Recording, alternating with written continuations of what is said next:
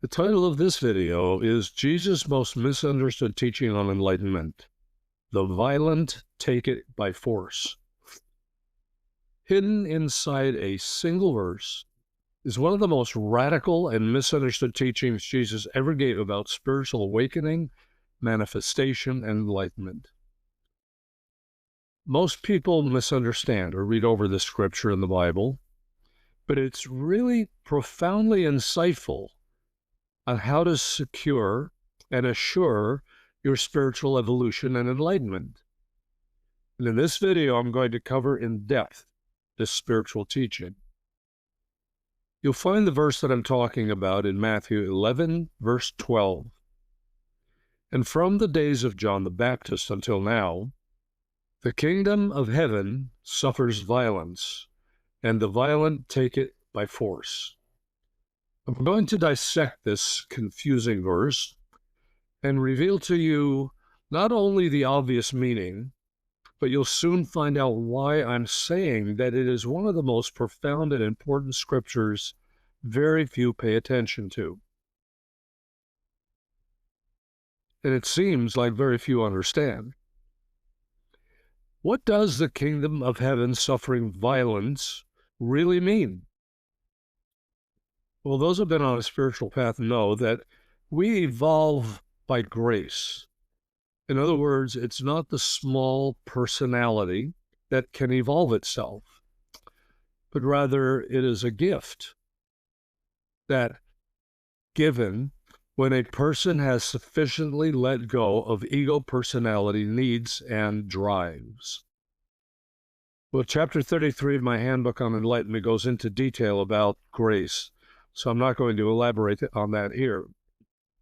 This verse is describing there's something that must be destroyed before grace can be received. And as such, this refers to the ego applying its relentless resistance. Here, Jesus is deliberately using shock language. Why?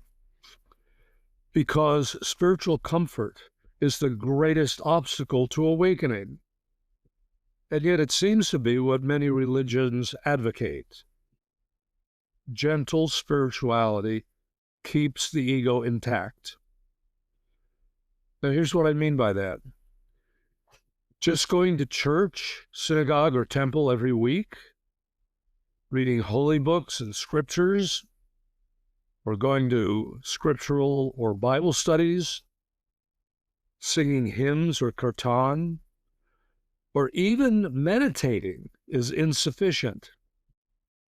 Now, there's certainly nothing wrong with any of these things. I think they're useful, but they're also superficial compared to what Jesus is saying in this regard in this verse. The Greek word that's translated violence is biazetai, and it means to force one's way, to act with intense determination, to break through resistance, and refuse to quit, or in the context that's here, to turn away from dismantling the ego. So a more accurate translation would actually be something like, the kingdom of heaven is forcefully entered when you break through ego resistance and act with intense determination to succeed.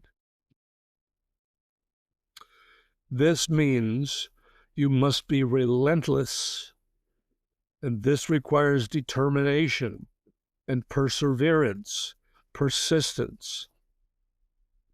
And this is especially true when your prayers and practices feel like they're not being answered. And when the ego resists and you feel abandoned or fear or angry, or you have hatred or revenge or guilt or regrets or remorse or discouragement and feel defeated. This verse is talking about a process of breaking through internal and external resistance. And that refers to the ego personality, which is a fear-based construct. And it has a lot of attachments. The kingdom is a consciousness level of enlightenment, which is, that's why it's referred to as a kingdom within. Many of the followers of Jesus were expecting there to be a literal, physical kingdom, that he was going to be a king and set up a government. But the words in the Bible are actually referring to a kingdom that is within. And he goes on to say it is not entered with a passive approach. It's entered by breaking free from the ego. So when Jesus says, the violent take it by force, he refers to those who dare to let nothing stand between them and God. And they do what is necessary to break through all the distractions and barriers. This is not gentle self-improvement. This is ego demolition. And this is initiated and done by utilizing radical surrender, deep surrender. And deep surrender feels like loss to the ego before it feels like freedom. And because of this, the ego reacts with its best defenses, and it struggles relentlessly to survive at all costs. It will trigger terror, depression, hatred, anger, shame, guilt, and every form of fear of the hundreds of forms of fear there is, all in attempts to get you to give up your efforts to eliminate it. It is a survival mechanism. The solution is the deepest degree of surrender you can imagine. And it means being willing to lose all of your ego identities, or subpersonalities, as I sometimes refer to them, which means letting go of who you think you are. And that means releasing all need for control, eliminating all need to be right, plus canceling all fear of letting go. And these are all defenses of the ego. It's what the ego uses to survive and thrive. So when you seriously commit yourself to the work required to free yourself from the domineering ego, you're going to find unrelenting resistance and blocks. And you must break free from them in order to gain the kingdom of heaven by grace. You can do many things to release and eradicate the ego and raise your consciousness. But all this can do is take you to the threshold of the kingdom that he's speaking of, the kingdom of heaven. When you arrive at this threshold, there is complete, deep, total, final surrender.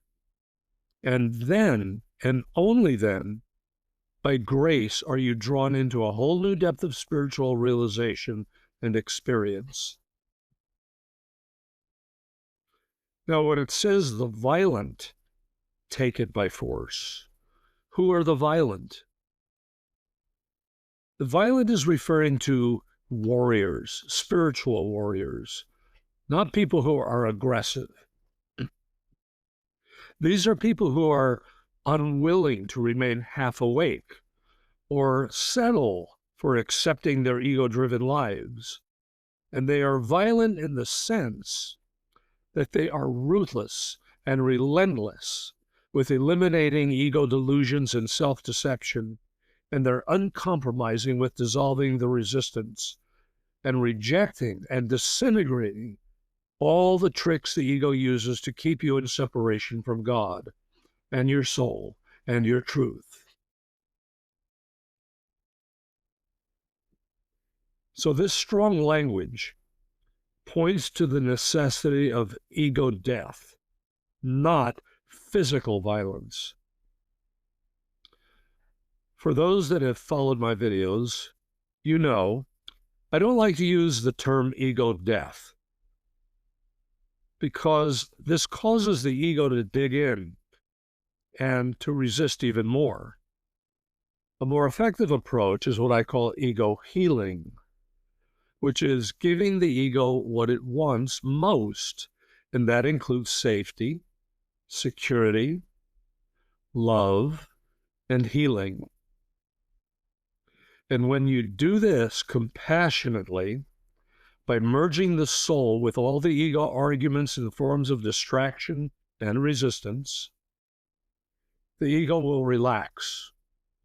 It then realizes it can release all the forms of pain and suffering that it's been holding on to and relying on, and it will actually cooperate as much as it can with releasing and in this healing process. So true spiritual evolution will always feel like force if you want to make fast progress, because effectively dealing with the ego is usually very slow and very limited if your approach is passive. The ego is a survival mechanism. It's driven by fear. It's driven by deep needs for security and safety. As such, it really craves to be healed. It does not like the pain that it is in. I've heard some teachers actually say that the ego likes pain. It doesn't like pain. It just doesn't have another solution on its own. It would like to eliminate the pain and the suffering and the struggling. But this requires you to be proactive, assuming you'd like to break free in a short time and not take a whole bunch of lifetimes. The slow approach is what I find with some Eastern philosophies and non-dual adherents. I'm not saying they don't work, but for most people, they're very slow to the point of taking lifetimes for you to see progress, significant progress. Whereas if you go about it directly, as this verse is implying, you can systematically deconstruct the ego in a compassionate way that the ego will actually welcome, and you can accomplish quantum leaps in your spiritual evolution within a few years. You don't gently or passively float through trauma or hatred or anger or shame or abandonment or depression and futility. I think just about every real deep spiritual tradition recognizes this, but they don't do a lot to explain it or elaborate on it, nor do they describe to you what to do about it or how to do it. In fact, I heard two respected spiritual teachers from Eastern traditions who've been regarded as being enlightened simply tell students who are crying and suffering from past trauma and abuse to be patient and don't go there. Meaning, don't pay attention to your pain and suffering, and it will eventually dissolve, and it will heal as you meditate in silence and reach transcendence. Well, I agree. I suppose if you're patient enough, over enough lifetimes, dominated by ego struggling and suffering, eventually you're going to break free. But the approach I have found to be a whole lot quicker and more effective is much more direct. I'm speaking from the perspective of more than 50 years of working with people directly in more than 60,000 one-on-one sessions using an energy healing model to apply to spiritual evolution. And I've discovered that by using intuitive skills and insights such as clairvoyance and others, many hidden aspects of ego defenses can be discovered, including the subconscious beliefs and the causes of negative emotions the causes of negative karma that might be in the causal body. And life-controlling programs then can be de-energized and extracted, actually removed and dissolved from a person's energy field, from the chakras, from the aura, from the physical body, from the causal body, from the mind, from the memory banks, from the subconscious. But it takes diligence and persistence to, first of all, discover the many subtle aspects holding the ego in place. And so a passive approach is not efficient or quick, but a more direct approach can be very effective, efficient, and quick. In this one verse, Jesus is warning against spiritual spectatorship. You can't agree intellectually and then remain unchanged or wait for some kind of an enlightenment to happen to you. The kingdom of heaven is not automatically inherited or unconsciously stumbled into, nor does it magically manifest.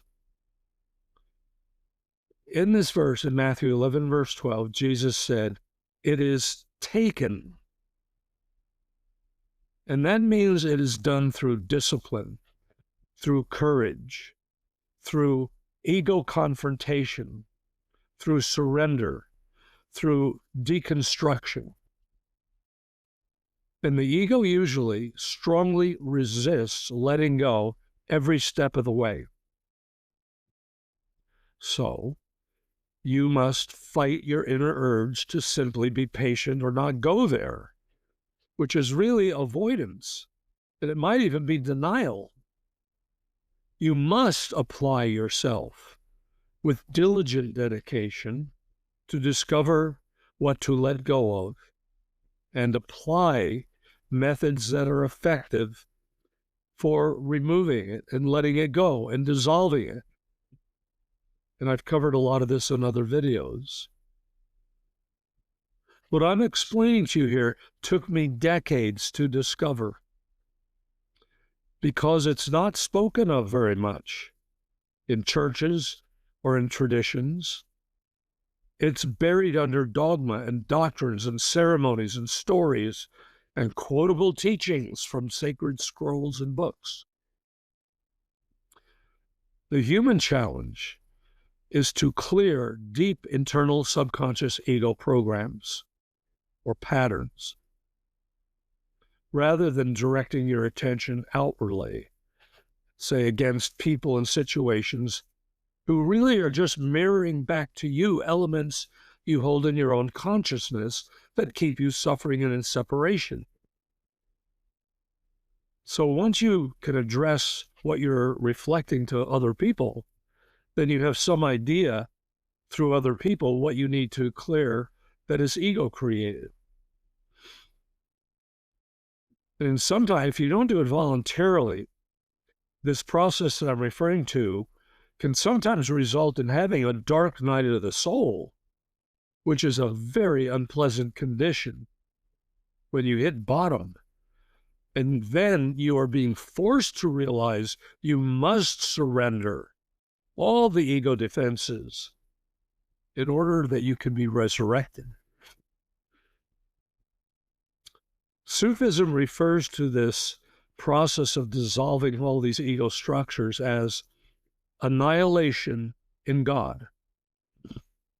In other words, by implication, transformation demands dedication and persistence to annihilate the ego. The soul, on the other hand, enters not by forcing itself. You invite it to integrate into your consciousness and into all the ego aspects as you surrender all forms of resistance. This verse holds a sacred paradox. The ego is overthrown and eliminated by force, to use the biblical language. But what it means is specific applications of methods to identify the ego components and then to systematically dismantle the negative energy and the negative reactions it relies on to survive. And yet, after all of this, you don't feel like you've lost anything. That's right. Besides saying that you are surrendering everything, you discover you have not lost anything. So this is the paradox, at least to the analytical mind. There is a teaching in Sufism on this that most people may not be aware of, and yet is very profound. It is referred to as fina filah, and that means annihilation in God. It does not mean physical death or the disintegration of a person. It means the dissolution of the separate, ego-based, self-created construct completely, so that only the awareness of the divine reality remains. And that is your enlightened soul. And the soul is also everything that is true. Everything else was an illusion, and all the illusions vanish. And what disappears is the false sense of separateness. Nothing essential is lost or destroyed. What falls away are illusions. Fana is the annihilation of what is unreal. The challenge of this is that the ego perceives the process as destruction and a threat, and so it resists with what Sufism referred to as nafs. Nafs are components of the egoic self, specifically the conditioned self that stands between human consciousness and direct awareness of God and truth. Now, the nafs are not evil. They are simply incomplete ego constructs, which are aspects of human nature, and they're composed of identities and subpersonalities, and each person creates them and lives with them. Rumi put it this way: when a drop realizes it is the ocean, the drop no longer exists as a drop. I refer to this process of experiencing this as soul merging. Because the soul is already enlightened, and it already lives in complete unity consciousness. So to summarize, here's a more spiritually accurate paraphrase of Matthew 11:12. And this captures the essence of Jesus' meaning. Since the time of John the Baptist, the kingdom of heaven has been misunderstood and approached like a physical battle. But I tell you, only those willing to confront their ego with fearless intensity can enter the kingdom of heaven, which is an enlightened life.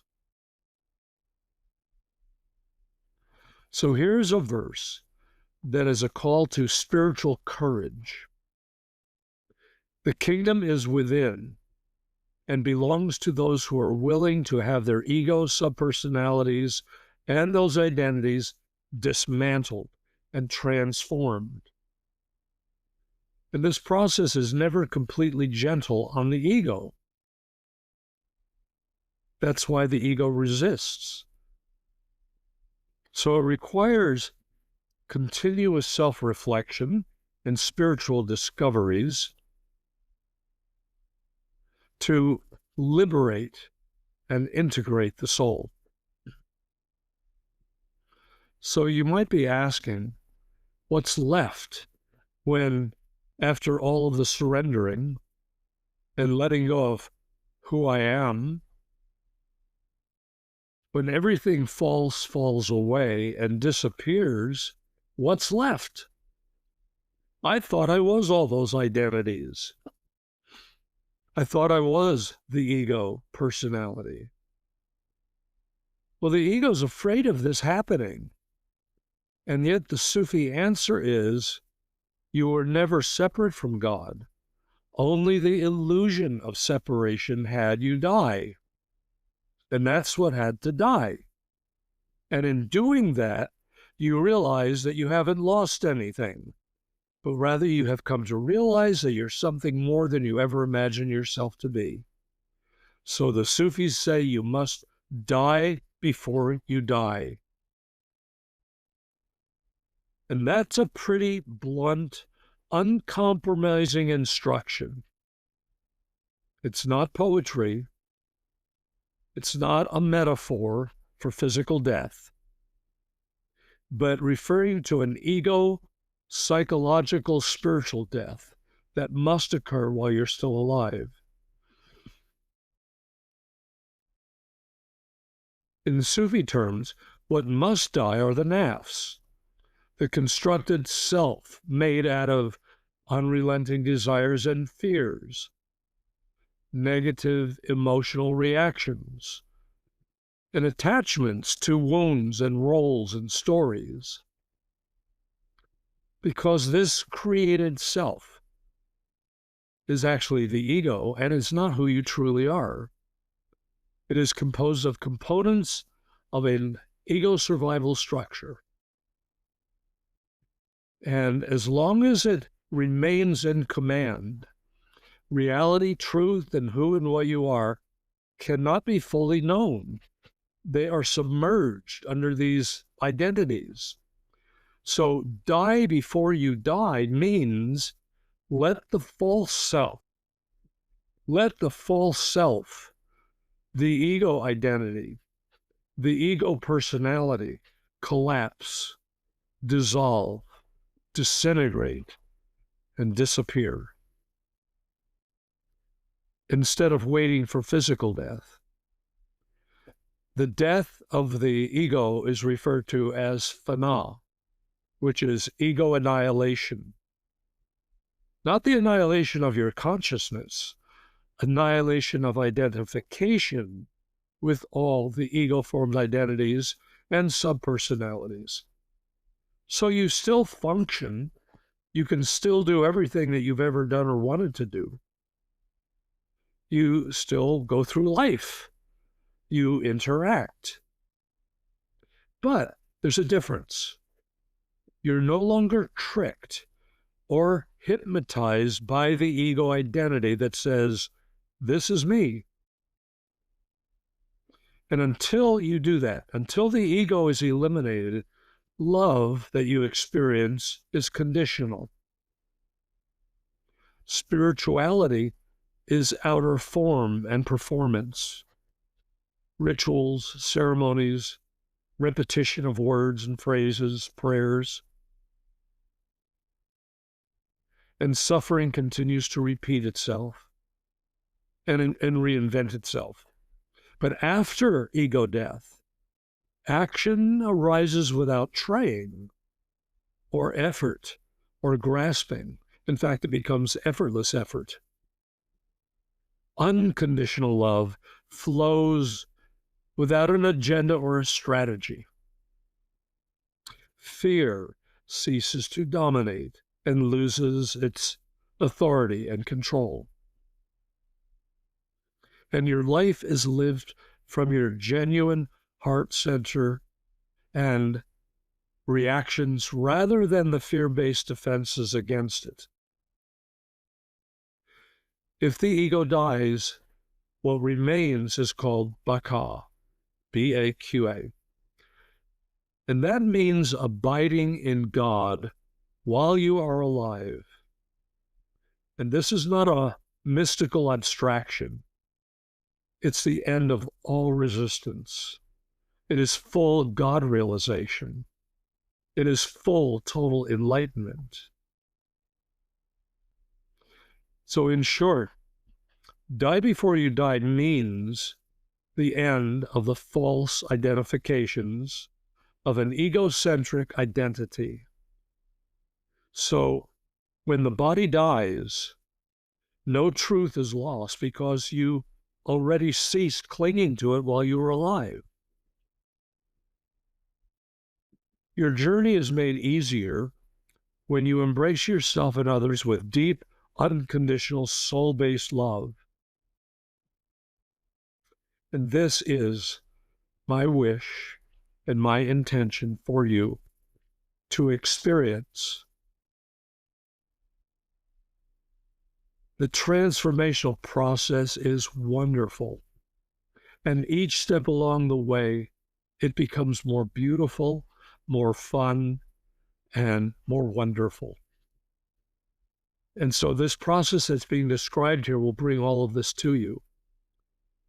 And I have a lot more about all of this on my audio programs, on my website, and in my book, The Handbook for Enlightenment.